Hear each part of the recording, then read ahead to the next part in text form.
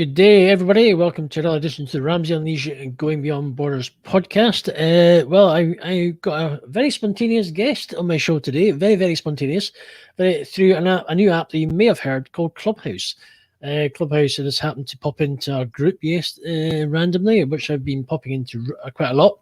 The name is kind of Screw the Big Rooms, and it's like basically set up by a guy called Mike Armstrong, who I was on his podcast.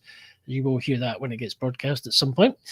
But yeah, my guest Ben just happened to be in the room and just randomly said, "Oh, how about being on your podcast?"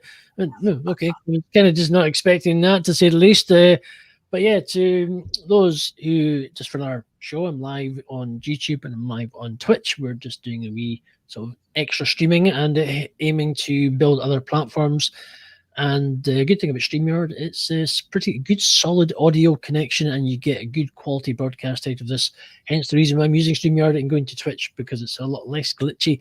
And the last platform I used, yes, it was still going through some, teething problems. So I decided let's keep it solid and keep it good. So quality is what makes it count in a good podcast. If you're new to podcasting, it's always good to have good audio, a good solid platform to use, and it's always good to basically, so you get good clean and it makes it more attractive to your person who's listening. And because if you're listening and you've got lots of glitches, they tend to switch off and will not listen to the interview. So that's the key thing about podcasting, is something that's clear and it's easy to listen to. So let's stop waffling on about audio and good broadcasting. Let's get to my guest. Welcome, Ben Chai. So welcome. How are you doing this morning? Hey, I'm doing well. It is this afternoon that we're doing this, but how are you doing today then? That's what I was just interested in your glitchy twitchy. Yeah. Okay. Well, that happens. See a doctor about that one. Yeah. Anyway, So how are you doing today so far? Good, thank you. Good. I've just been doing a lot of reading recently. I've been reading Tyrese Gibson's book. I don't know if you know Tyrese Gibson. I've heard of him, yes. Fast and Furious. So I ordered his book recently. I just thought, well, something to read, as you do. So what made you buy his book, or what made you read his book, or start reading it, I should say? Yeah. I had this bizarre meeting in Clubhouse with the guy, and to my embarrassment, I'd never actually heard of him. And then I found out he's a super mega star. So I started listening to his music and thought I'll go read his book as well. So he was on Clubhouse. He was on Clubhouse as well?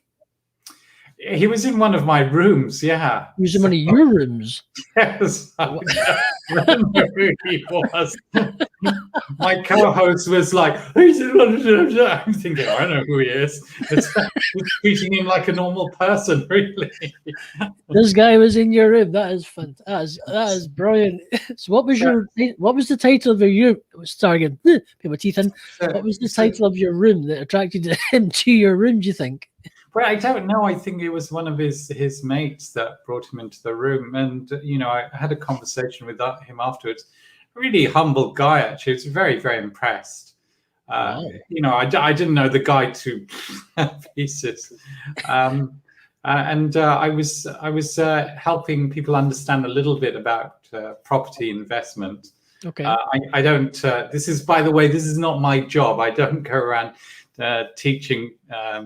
I don't have like a label that I teach property, but I do have been investing in property for several decades now, and that's how the conversation came out.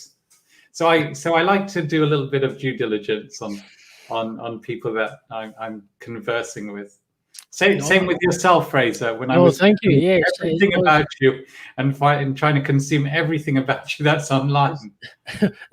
Well, you probably see my post. I'm guessing. Well, you seem to, as soon as we connected on Facebook, you obviously like to like. I think you must have like down a list of things on my profile. Yeah, I totally stalked you, baby. Anyway, I'm not sure. Anyway, let's. You do have some really good posts, so and that's really fantastic. I think people, when they're in social media, they should try and add kinds of value to people, rather than just, hey, look at me, I'm eating, I don't know. Yeah, here's my I'm eating at leftover. some amazing restaurant.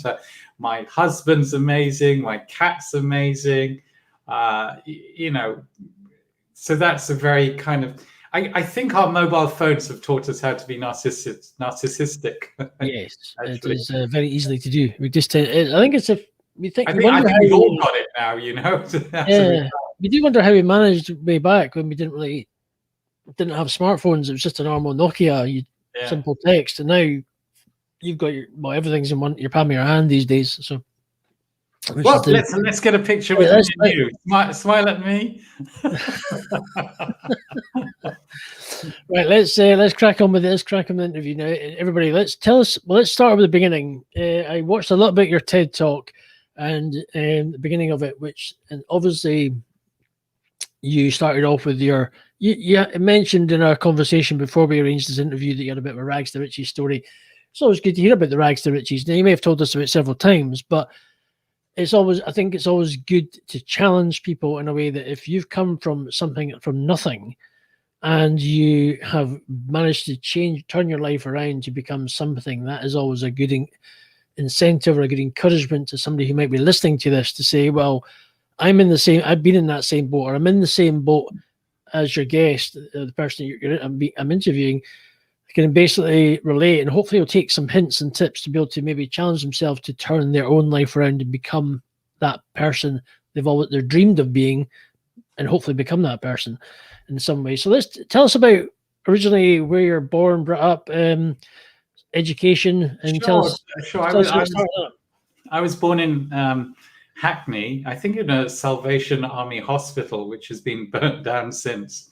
Feels like Damien, you know, in The Omen. So I was born there. My parents had a one-bedroom flat. It's not even a flat. It's like a bedsit where the kitchen is in the same room as the bedroom, and you know, myself and my brother, we slept in the same room with my parents, that was my beginning, really. Wow. So tell us, life growing up, was it good, bad, or is it obviously me living in a bedsit with 4 people, your parents and and your sibling? Can't have been easy. Was it? What was it, good or bad? You know, you don't really remember. I don't remember having a wonderful childhood, but then, you know, it's funny on hindsight. As an adult, you start looking back and you start finding glimmers of happiness, and you're wondering, you know, what is true memory and what is false memories. Okay. Do you know what I mean? So, but I don't think I for a long time didn't think I had a very good childhood, and indeed I attempted to commit suicide a few times. Right. In the world as it was those decades ago, the UK wasn't as embracing as it is today of different nationalities. And my first day at school, so I was this small little kid, you know, 4.5-year-old going to school, and then this big monster came and I got beaten up. Yeah, I think he was in junior school. And I remember crying at home, and because I never wanted to go back to school after that. And I was saying, "Mom, what's Chinese? I've never heard of this kind of race before, you know." So that was my first day at school, and that followed me through a lot of my life. When you get bullied, you create now this paradigm where you think other people don't like you, and because bullies are pretty amazing at manipulating other people, either through their physical strength or because of their good looks or because of their athletic prowess, I guess. And so you find this group of people who don't like you, and so you think you're not a likable person. but that actually has nothing to do with you. It's probably more to do with them. But you don't know that as a little kid, right? Yeah. So that followed me right into when my dad, everyone's career grows. It doesn't matter where you start. Over time, you learn more and more abilities. So you get pushed up a career ladder, or you learn about business, and slowly you grow in your understanding of things. Anyway, he moved to Singapore, and they thought I would be okay there, and until I opened up my mouth. And they heard this wonderful English accent coming out of me. And then I got into lots of fights there. So people who kind of looked like me. And my mum used to say, well, Ben, you're just a banana. I said, what do you mean? She said, you're yellow on the outside and white on the inside. You're never going to fit in any society. So you're just going to have to get over it. So anyway, I had that kind of bullying between just there and within the. So I'm mixed. My dad he's Malaysian Chinese. My she was from British Guyana. They met in Hammersmith in London, and then I came along. So I have this kind of like all these different cultures going through my head, and I remember. In Singapore, when I got beaten up there, I just thought, you know what? I really don't care about race. Race is shit. I'm a citizen of this planet. That's it. We're trying to, just because we're trying to keep it clean, and there's like because I'm broadcasting to Twitch. Oh, sorry, Twitch. No, it's okay. I just did a little bit, itchy on the old. Sorry, Twitch guys. That's fine. No, that's okay. It's fine. No, it's just it's no problem. Just a little bit on the their sense that the bots will be after me. So that's cool. So going on. So struggling with. I noticed you were twitchy about that. Well, no, it's fine. It caused an itch with the Twitch. Yeah, no, exactly. It wasn't a glitch. I know. I just try and keep it a little bit. I think because I'm on YouTube as well. I'll try and keep it. Yeah, but so it's all good. It's all good. Struggling with obviously race and obviously being Asian and being British, but obviously mixed with the different nationalities going on. So going through. You're going obviously being picked on, going through a lot of fights. What were the kind of the stages when you said you wanted to commit suicide? What led up to that? Is it because of all the bullying, or is it? And why did you try it twice? Yeah, well, okay. So when you're bullied, I've talked about that kind of cycle you get into. But in our family at the time. So remember, I've got mixed values, right? And the kind of the Asian side of that culture is that you don't share your personal, what's going on inside of you. So I remember when my parents found out about me being bullied, they didn't really know what to do about it. Yeah, nobody in that day had a manual on how to be a good parent. So they didn't really know what to do about it. And I guess my dad had his own issues with bullying, and same with my mum. And for them, it was you just have to go through it. So I told my aunt, and I remember my aunt referred this to my parents, and I got told off, and I was told, you don't share your personal stuff with anybody else. So now I didn't have an outlet. It was just totally internal. Now, I don't know if that makes sense, Fraser. Like there was no outlet, and how do little kids deal with this stuff? I suppose go back in the day. I suppose that more.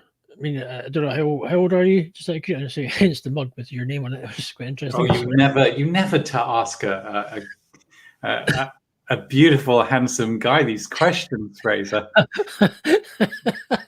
Trying a serious topic, we kind of after. Who the heck? This is. But it was a long time ago, and it was the days before. We have in in lots of parts of England and Wales and Scotland. Now we have different ways of dealing with bullying, but in those days there wasn't all that support that was available that we have today. I think it still goes on, and I've had a lot of people want me to write books about it, but it's funny because for a long time I thought, okay, I can show you how to defend and how to improve in your mindset after you've gone through that, but I just don't think I would have had all the survival skills that I have today as a result of that.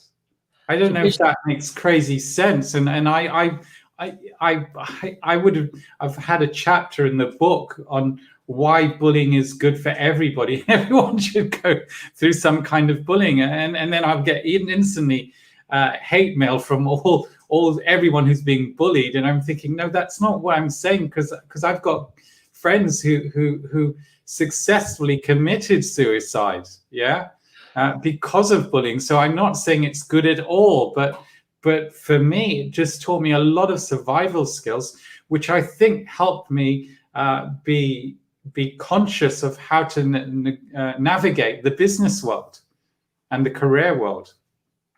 I don't know if that makes sense. I was just thinking of with the first attempt, what did you try and do to take? It was really silly, honestly. I just tried to sleep with knives. Sleep with knives. My mum found out. I tried to cut my wrist, but I couldn't do it.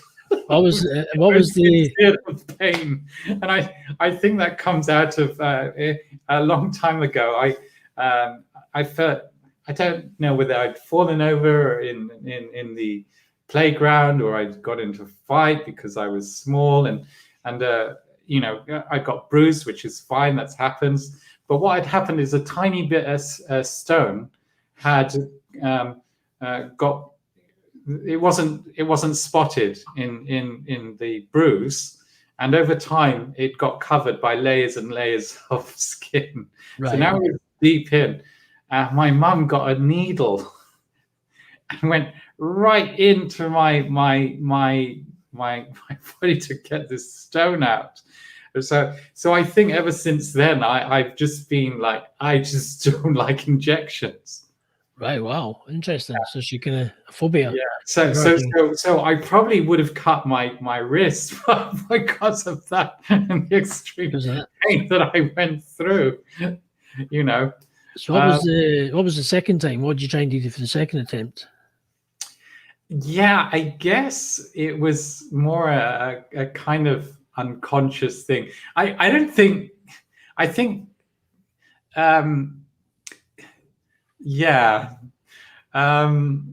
trying to get run over. Right, okay. If I'd known about other ways that where I wouldn't have to suffer pain, then I'd probably have done it. So I don't think there were absolutely serious ways of trying to do it, just because I just didn't understand how to do it. Right, got you. Probably with the internet today, I'd have been more successful. I just didn't.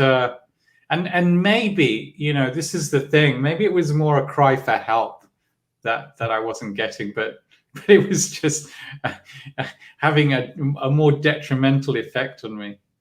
Well, let's move forward. Obviously, leading into primary school, secondary school, leading as time goes by, did you always?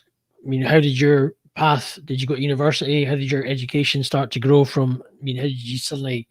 With bullying, you tend to eventually grow out of it, and as you get older, you just end up moving forward, and before you know. Well, I don't know whether you grow out of it necessarily. I think you're just more aware of it. So in the last 3-4 years, I've had some bullying from some people on an estate where I live.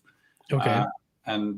But you just have better ways of dealing with these kinds of bullies. Except I had other issues going on because of the epidemic. So there's a lot of businesses that I had to sort out and resolve because of the epidemic. It causes a lot of businesses to shut down. So there was that I needed to deal with, and just other personal matters. So I think on top of all of that, combined with that bullying, I was suffering from PTSD. But the bullying comes in all kinds of ways, Fraser. So in those days, it was because I was really small. Later on, it was because of the way I looked. I didn't fit in, and then it's because of your personality, or I don't know. Have you yourself ever been bullied because of the way you look?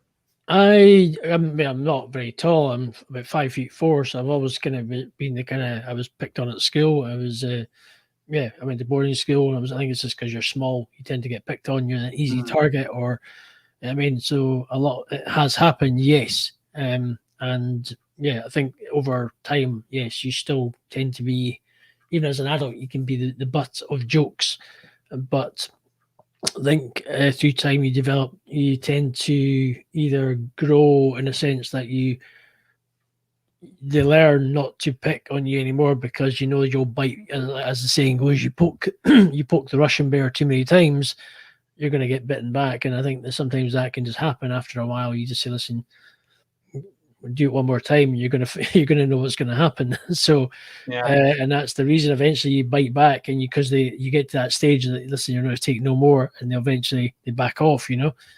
That's right. And isn't that funny that when you actually stand up to them, I think these days I just say, listen, you may be able to beat me up, but I'm going to get a few bruises in, so leave me alone. Yeah. And then you're going to have to go explain it to somebody. I'm sure they lie about what they say to other people. Oh yeah, he did this to me. But I've actually found, in terms of pubs and things, people don't really go for the little person anymore, because there's no glory in that. My neighbor, he was 6'4", and he would get into fights in the pub, not because he'd instigate anything, because he's a really big teddy bear inside, but people think, oh, he's a big guy, let's see if we can take him out. So isn't that funny that in terms of physicality, that change? Well, let's what we'll do is just we'll move on to more your career, but we'll do this for a shout out to people who watch and support the Ramsey Unleashed Going Beyond Borders podcast. There's people that I've been connected with on social media for a while: Irene Smith, Guy Cook, Brent Mann, Benita Charles, people who have supported the show, Aoife Aletham, Daniel Gomez Inspires is a new one who's supporting the radio station I have, and so just people who I've connected with down the line over the years. And thank you for them, but also just the networking of social media and the platforms I use just to connect with going forward. And thank you for all the support they have given, vice versa, in return. But let's go. My guest is Ben Chai. He's from London, and we're going talking about Yay, London! A very spontaneous interview connection last night on when I say the night before in Clubhouse. Those who are listening today. We're not going to keeping it generic. This is a random day of the week because everything's blending into one at the moment.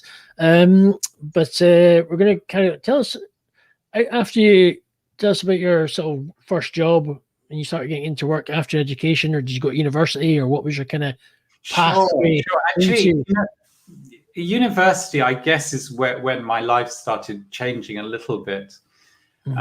And I don't remember any bullying at all, actually, at university. There's just lots of people who just wanted to get to know you for you.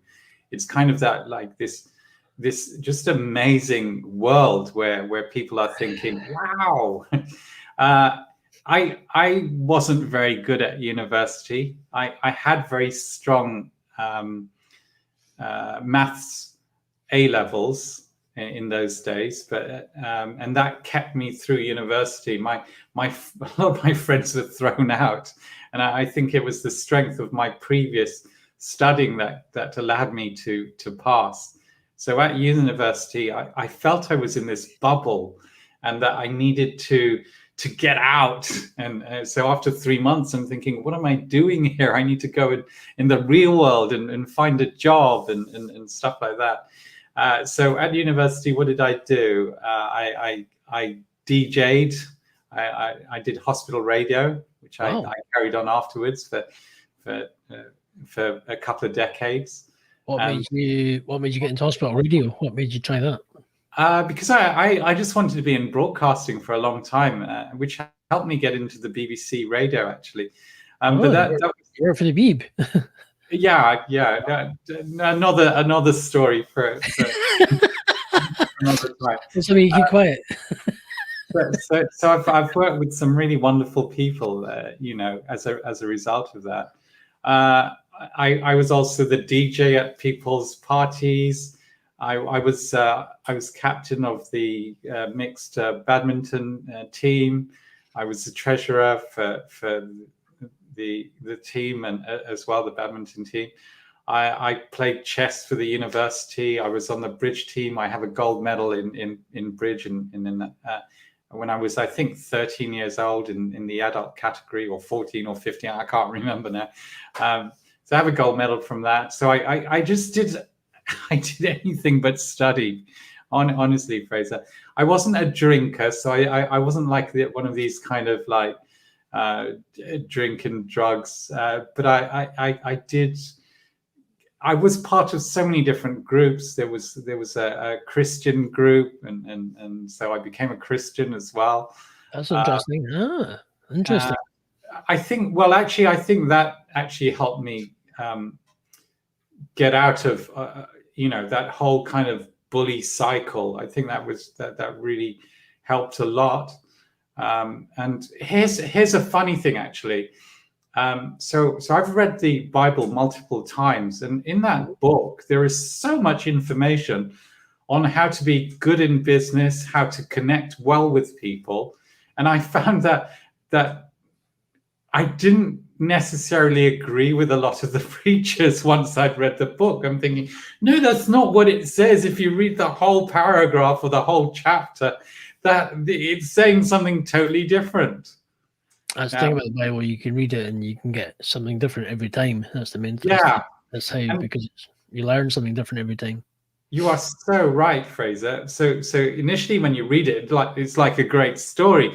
But then the next time you read it, you think, oh, actually it was saying this. And then you read it a third time and you're thinking, no, it was saying this, not that. But that's you just getting a better understanding of what was actually going on in those days. So university kind of was, I guess that was the real turning point. So what led you to why did you join a Christian group, and what kind of attracted you to that, to going down that path? It's really simple. There was a guy who lived opposite me, so at university I lived in the student halls, and there was a guy who lived opposite me. He said, "Hey, why didn't you come to this?" And I thought, well, okay, why not? And they educated me a little bit about it. I was very skeptical about the whole thing, to be quite honest with you.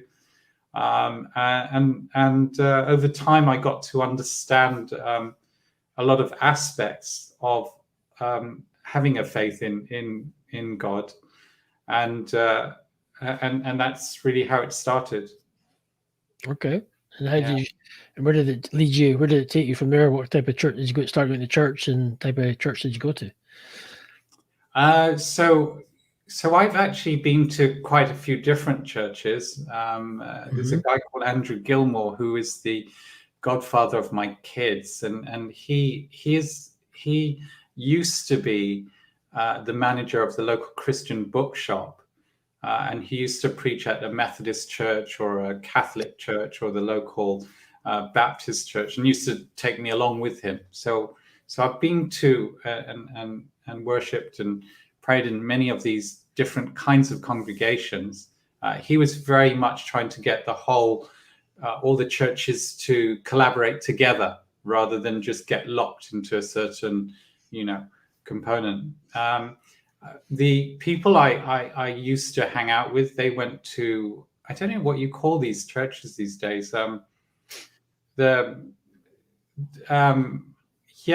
just believed in the gifts of the Holy Spirit. I don't want to lose our audience by talking about these things. No, it's all good. But they believed in healing, so that people could be miraculously healed. Okay. Prophecy and all these different areas of the if you like, kind of supernatural. But I think, on reflection, that actually we all have these kind of gifts but we're just not aware of them today, because we only focus on our senses of sight, smell, and touch, all those main senses. But actually, I didn't realize that if you wiki it, I think they say there's 19 or 32 senses. And of course, we don't think about senses like perhaps you and I can talk mentally. Yeah. Not trying to go really off topic and crazy here. So I think that many of those gifts probably have some basis in some of those senses that we've all got. I'm just trying to think of what those churches are called. Maybe you can, because I spoke in them, so I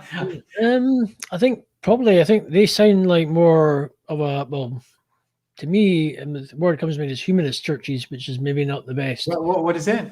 You get these humanist churches? No, it's not that. No, maybe not. They can be a bit kind of fruity at best at times.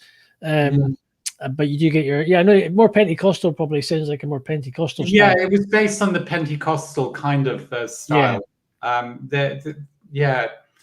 House churches, for me, part of Pentecostal, I'm not a major fan of some Pentecostal churches. I find they are a bit, not quite. So this is the great thing about my my good friend Andrew Gilmore. He didn't take part in any particular doctrine with the churches. He was just really looking at the commonality rather than getting into some of the more esoteric aspects of those churches, and just trying to find the commonality in how they work together.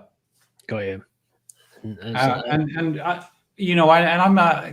What we say, there's a guy who was a bit like a mentor to me, really.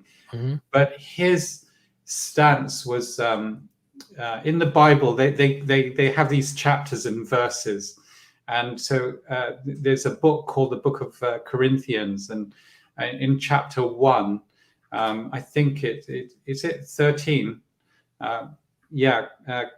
There's it just says what love is. Love is kind, love is generous, love is and he really focused on what you call the fruit of the Spirit rather than the gifts. And for his perspective, you could do anything. You could be the richest person in the world, you could heal people, but if you don't have any kindness in you, what's the point? There's no real kind of giving back to society. I don't know if that makes sense. No, of course. I think it's there's a lot of people, as I've learned through my time, and there's a lot of people who will take from people, but you'll never get anything back from them. There's a lot of people who will hopefully assist and try and help in some way, not and just be humble in helping somebody. Yeah, there's a lot of people who you will take from people all the time, and you'll never get anything back. And it's like, and you sometimes have to just move on, but you have to deal with the people that are going to give you work, because friendship and anything in life and love and caring for people is a two-way street, and it's helping. And if you know you're going to help somebody and be there for somebody, you expect to get it's natural that they'll give you something back because they're genuine. They're not saying, "Oh, look at me."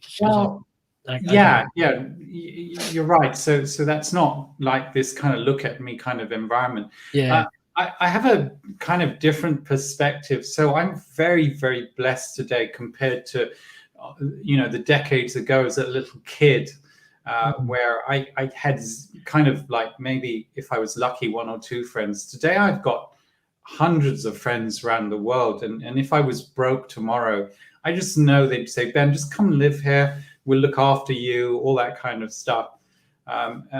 And the reason I feel that I have all these wonderful people in my life is because of that aspect, that kind of just giving that we see in 1 Corinthians 13, and loving and trying to help people. I think if you expect something back from other people, that's more like a business contract. Yeah. So sure, I've helped people and they're never going to give back to me. And I think that's really how it's supposed to work. We call that karma. Yeah. Karma, you get back from somebody who you probably won't ever be able to help back of course, as well. I think I think it's always nice to get back, but I suppose in a sense, I think I've just, for me, I think I'm happy to help somebody and just move on down the road and just carry on. It's almost like the Littlest Hobo, if you remember that TV series on the telly, with basically the dog. It just kept maybe one day I'll settle down, or one day I'll just keep on moving on.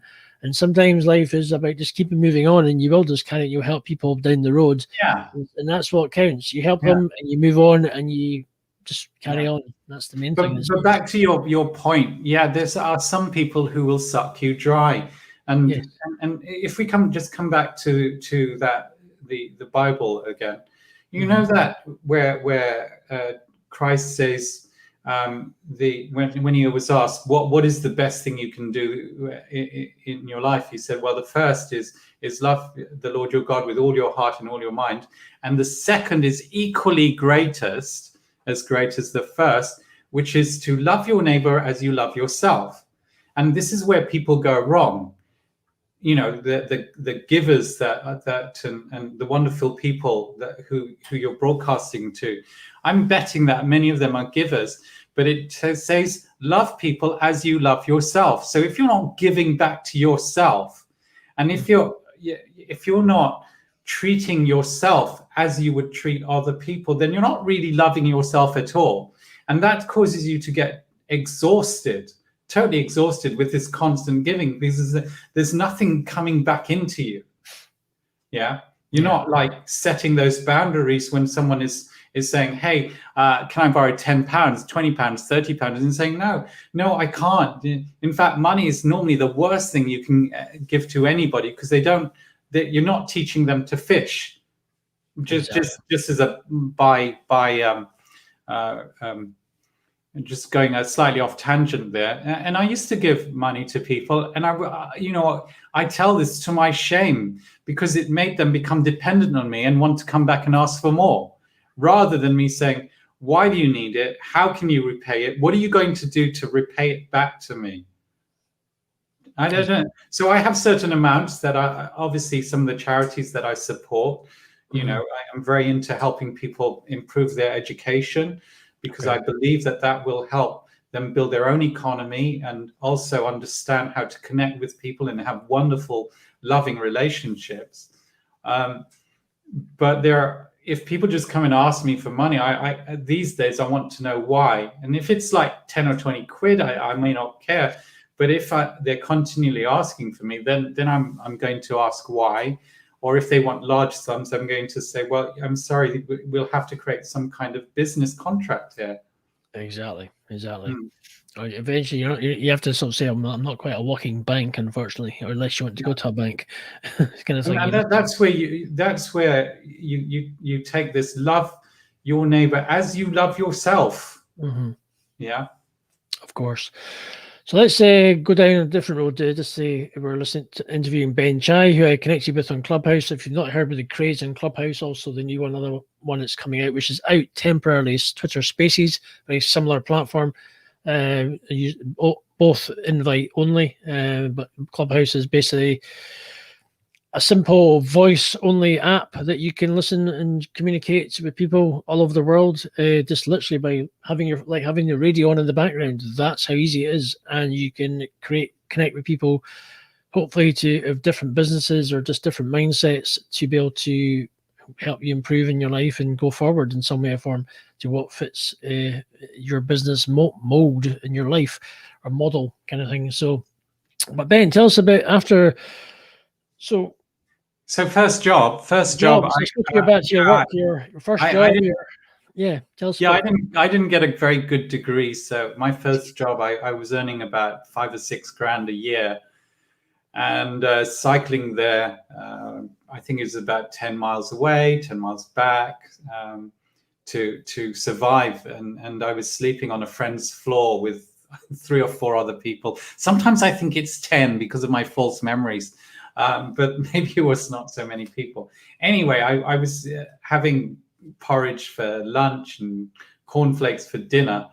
And I thought, I really need to get myself out of this mess that I'm in.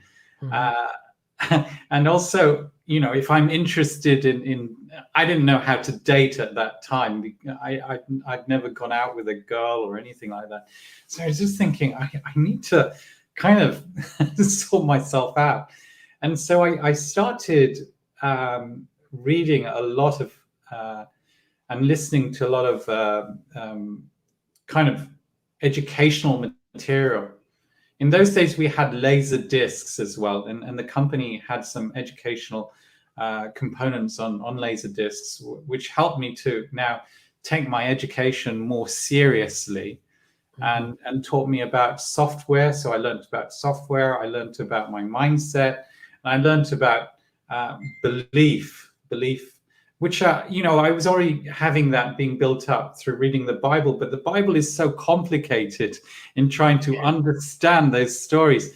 All those nuggets are buried deep into that book. So by listening to some of the audio educational components and reading more books, I was able to grow a lot more and subconsciously, I think, come up with ways to help improve my economic situation, which later on I was able to convert into just strategies.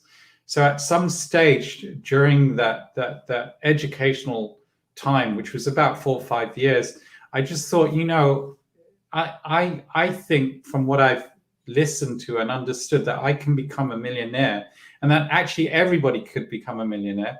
And I set myself a goal of being a millionaire by mid-30s by using a number of these strategies. Now, bear in mind that I'm just in a job, okay? And I don't have problems with jobs. Really annoys me when people say, oh, you've got to get out of the rat race, the 9 to 5.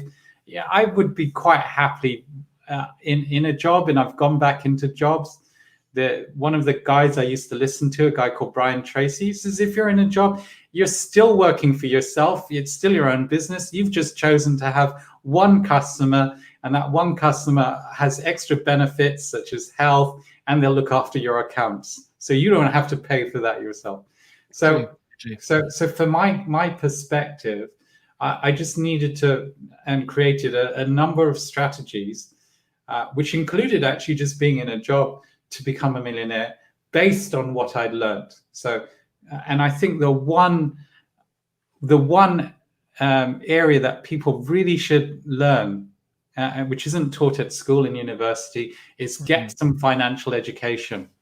Learn how to manage your finances. So here I am managing finances by only eating porridge and cereal to create an investment pot, which I could then later on invest into.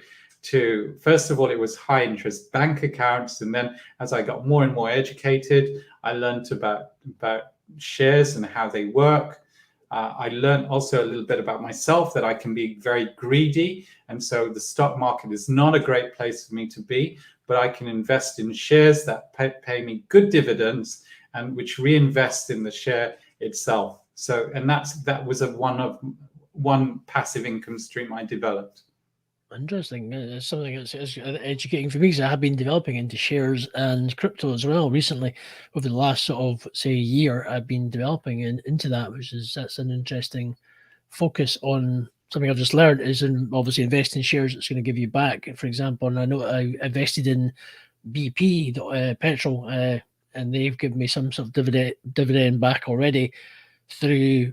I use a free trade app, which is quite interesting, which is good for learning. It's free trade, which is great. So I need to come learn from you, Fraser. I've been doing crypto, so I've been doing crypto for over a year, which is interesting. And I've actually crypto is too volatile for me. So that's why anything which causes me to be greedy, okay. It will hurt me because I've had some great shares in the past. Okay. And then I've kept on to them. So as a result, I've lost several $100,000. Wow. When I should have sold them, and that's just me greedy. Yeah, I don't know. Cryptos for me, I will consider it been. It was very about. Was it tail end of 2019? I started investing, and a year, just over, nearly probably that was a good time. Yeah, just over 2 years, just under 2 years. I would say I've quadrupled my portfolio. So I've invested around about the 600-700 mark, and is now hitting. It's over the $2,000 mark. Well, Fraser, you did really well because around that time, around 2016, 2017, 2018, crypto went like that. It just totally crashed. Yeah. From its high in that time, I think it's about 25, right down to about 3, 4, 5,000. And we've seen recently in the last couple of in the last month, it went up to $50,000, and now we're seeing it going down. I think it's down to about $35,000 at the moment. So we don't know how far it's going to come down. But you invested, which is what investors need to do is buy low and wait for it to exactly go high. So I found that. Yeah, I found it. I've noticed that it's over the time it's slowly growing, and it's just a matter of you dip in when you can, and you can just let it sort of gradually build up, and before you know it, it's actually quite just a sort of it's a good learning experience over the last year, especially with using the free trade app as well, which is good. I'm really pleased for your success. That is so cool. No, seriously, I love hearing how people have done well in their lives. It's just learning. It's a new thing. It's learning. It's more building for the long-term plan, really, and just trying to see where it takes me. And that's where it's good to learn something new. And it's a whole new, it's a whole new world. Yes, it is. It's a whole new fantastic point of view. So let's go into you've decided to bin your porridge and cornflakes. You said I've had enough of this. Little money, yeah. I've even been headhunted as a result. What happened in my job, and this is where the universe kind of helps you. So there's two things that happen.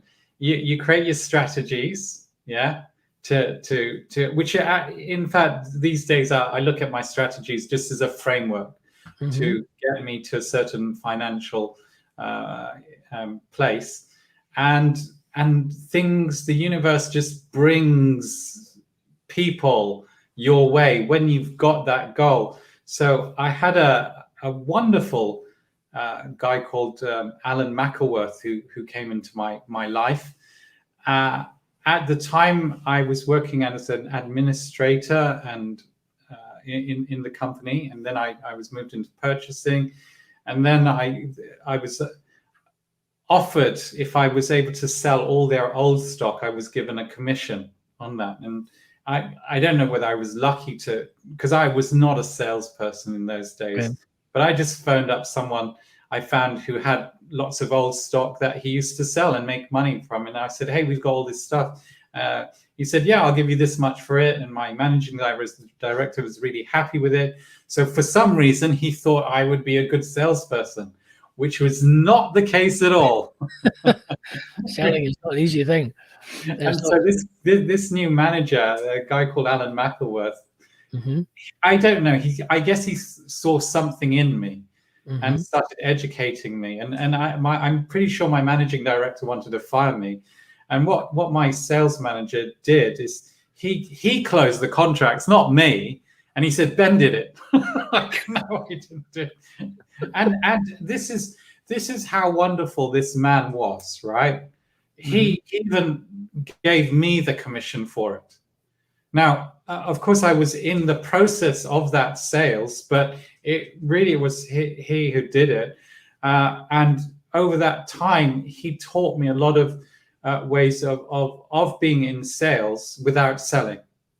Okay. He was one of the forerunners who based everything on relationship. Everything is relationship. Start giving value to people.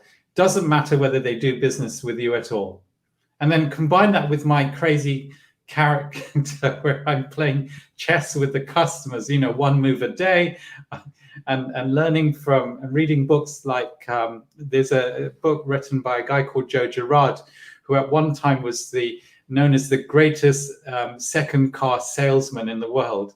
And if you look at what he was doing, he was also creating relationships. He was never selling cars. I would think he was more a relationship guy. But because when people like you so much, Fraser, because you're a cute, happy, kind of go-lucky kind of guy who's really interested in other people, they just naturally want to buy from you. Even today, where I'm not selling anything, people are saying to me, Ben, please sell me something. I want to something. Seriously, I've been at events. I don't know what it is about you, but I want to have what you've got in your life. I don't. And so they're buying my book, right? I don't really make money on this. Oh, they're buying it because they've got nothing else to buy from me. They a bit like you gone and Googled me and said, "Oh, he's got a book. I'll buy the book."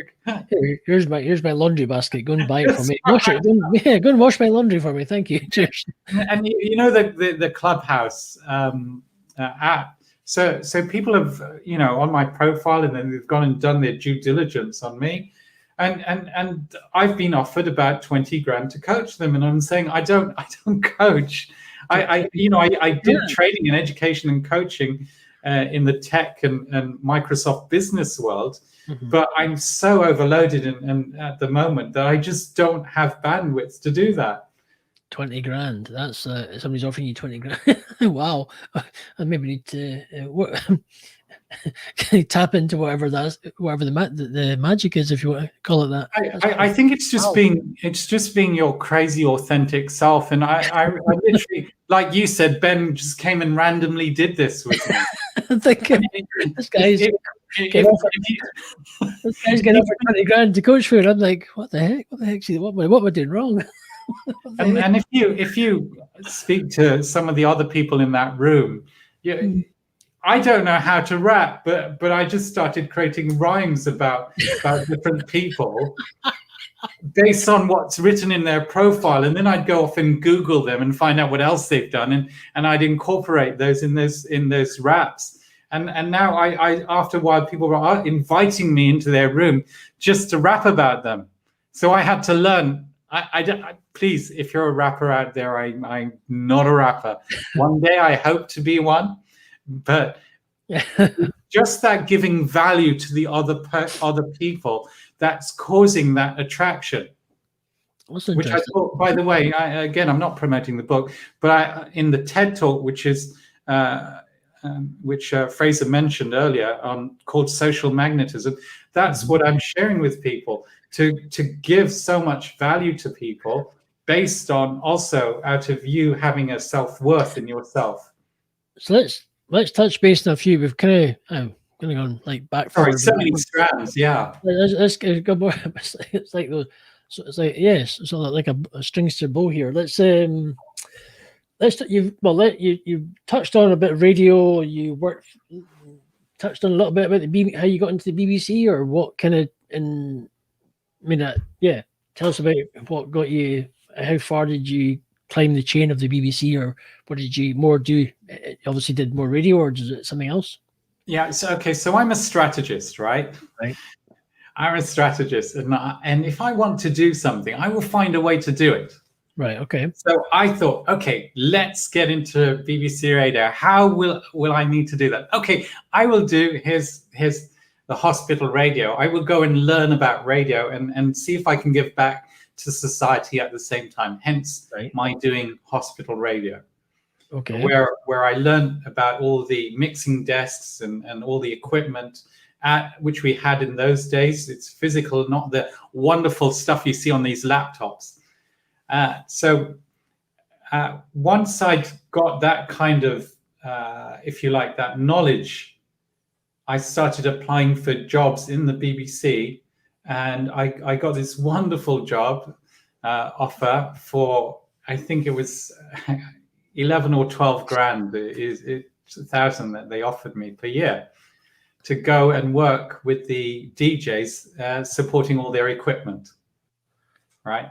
Now, at the same time, I was offered another job. Mm-hmm.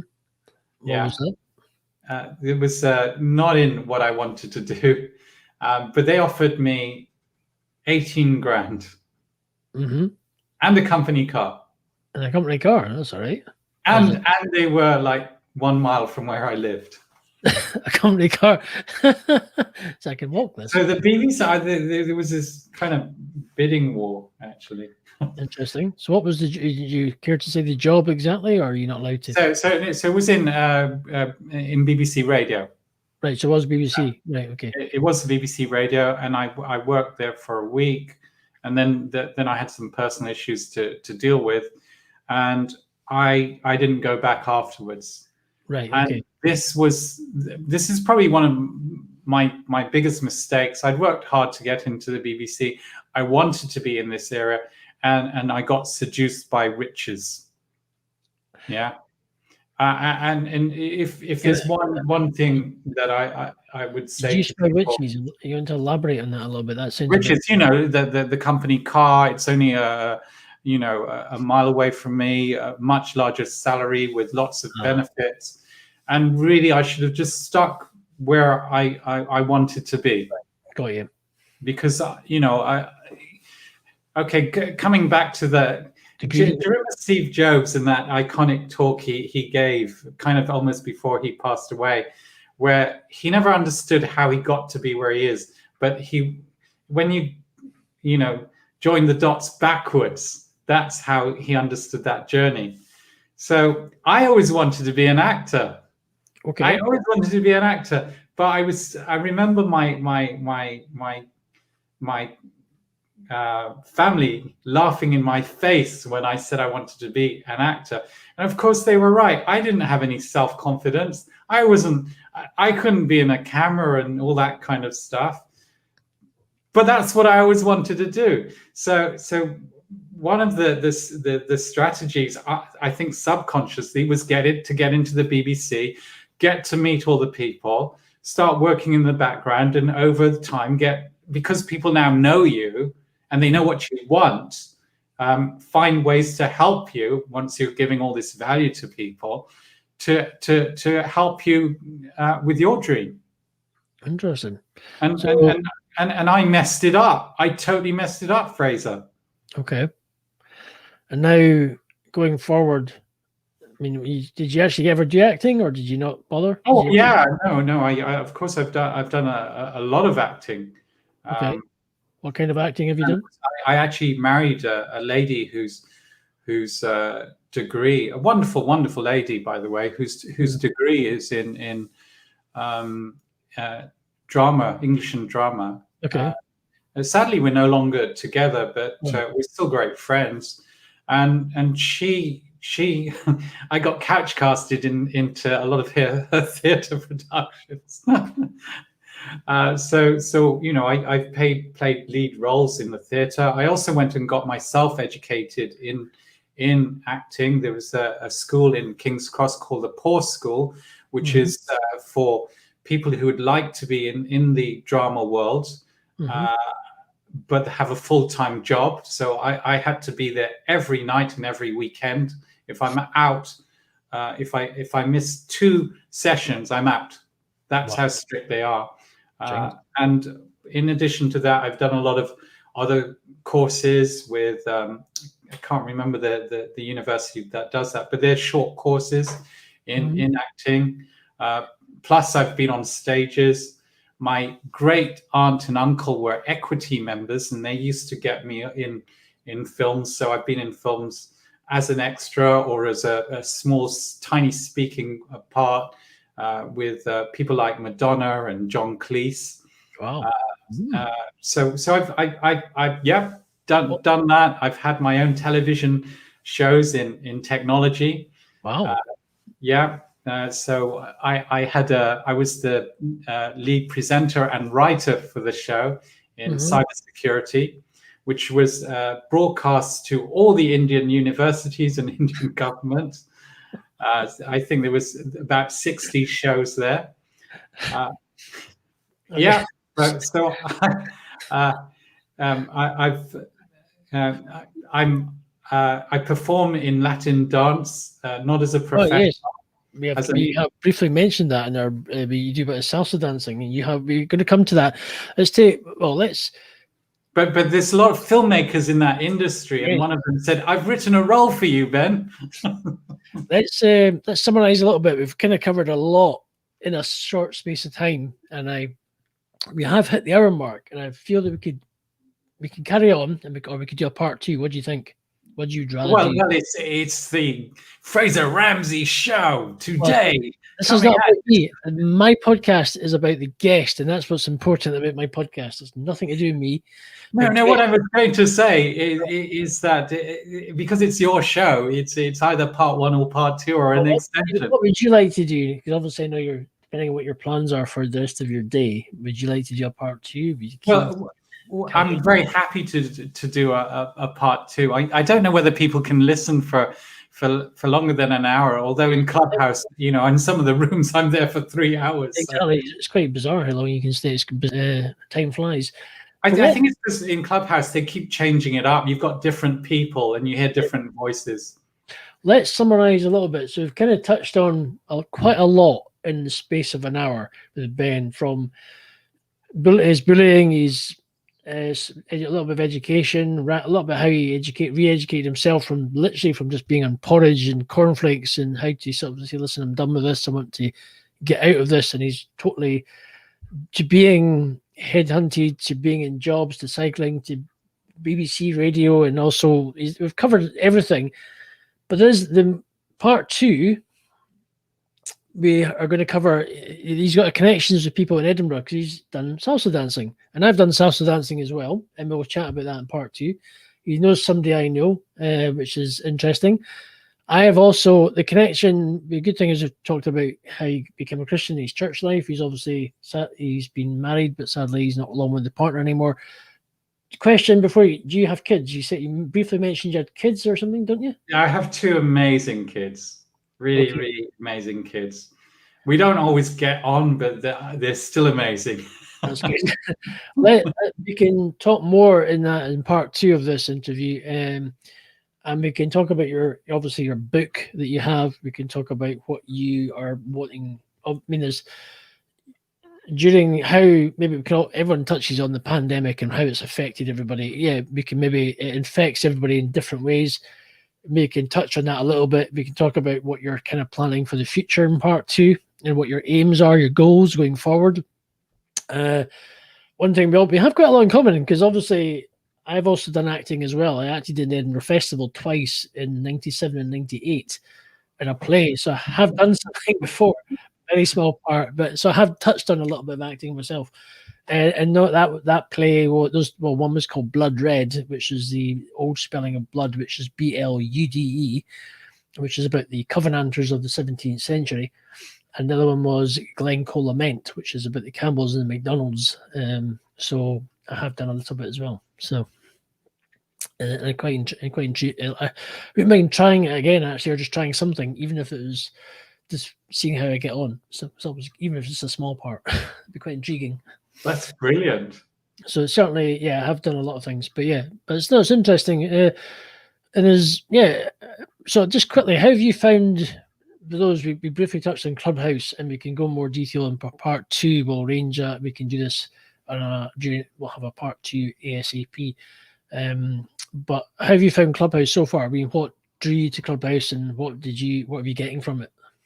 Are we still recording? Yes, you are still recording. We're touching this. Are we still in part one? I'm confused. We're still part one, and we'll come back. We'll if those who are listening, we will do a part two. We'll have touched on more stuff into the dancing part and just his book that he's got, and how you can purchase the book and you can make him a millionaire again. I'm joking in that part, but yeah, we can buy his book from that. So tell us about how you found Clubhouse. So I'll stop waffling on there and going in a tangent.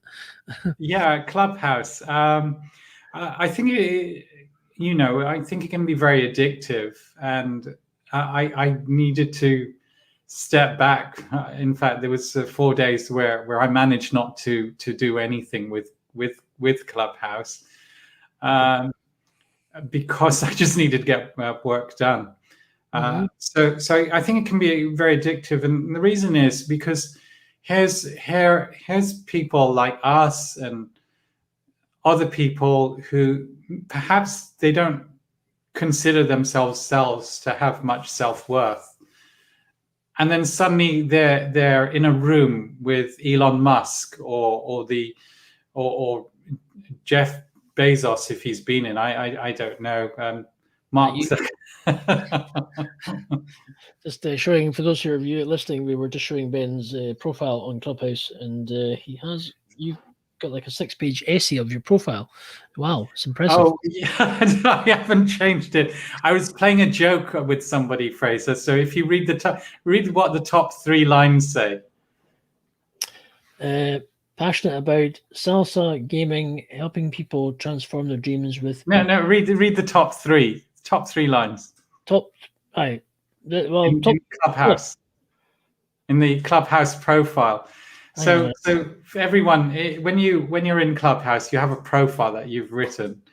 Yeah, the top 3 lines are there. It just says, oh, sorry, I'm looking at the wrong one. Yeah.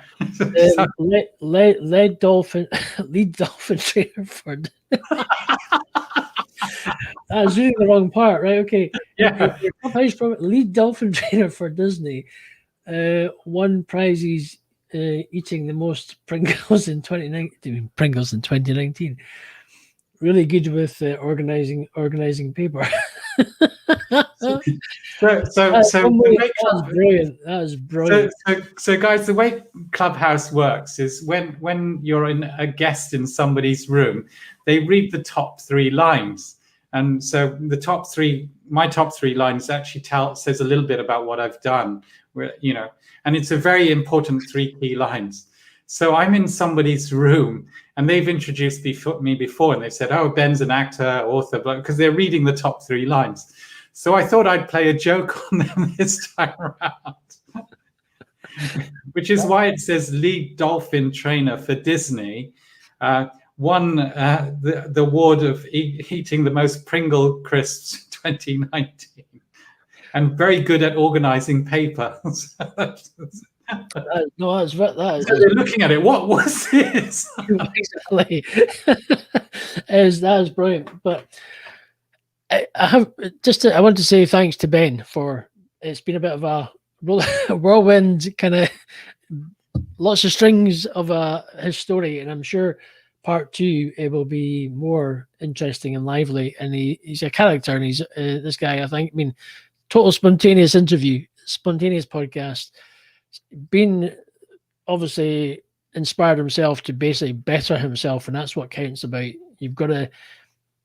One of the people I'm connected with, as I've mentioned earlier, is Daniel Gomez, who he was interviewing somebody when he's on his podcast, and your thoughts, your mind. You go to the gym to work out, you go to the gym to exercise, and the more you go to the gym, the more you're going to get fitter.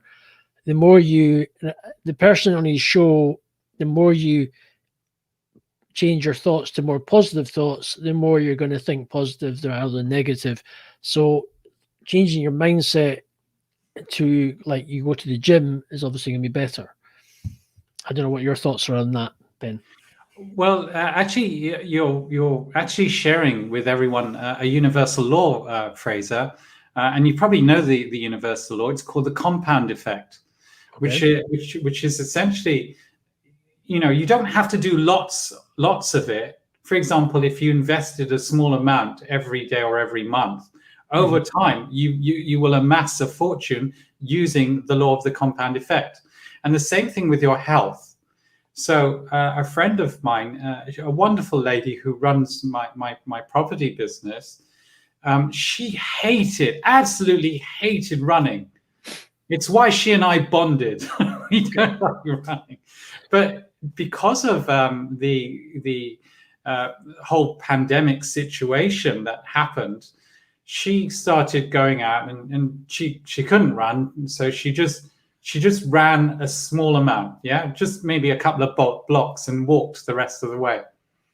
And then she did it, but just went perhaps 3 blocks. And during the pandemic, she now runs 10, 12 kilometers and loves it. Never thought she could do it, but over time, she just got better and better and better. And that's the compound effect, because over time, her stamina built up. And as a result, here's a side benefit: her health has improved a lot and got much better. Very inspirational for me, because I prefer dancing. I'd rather do 4 hours of dancing or 4 hours playing badminton or tennis rather than running. I just find, why? So that's the compound effect. And the same with your mind. If you're feeding your mind reading, here's me reading Tyrese Gibson's book, which is, it's not a fictional book. There's a lot of educational components in there. I'm feeding my mind, even if I already know the stuff. The same with reading the Bible over and over. I was getting more and more mind feed on how the world works, because it's amazing at teaching business and relationships. And over time, my mind improved. And then almost, you don't know why, you just know the right thing to do.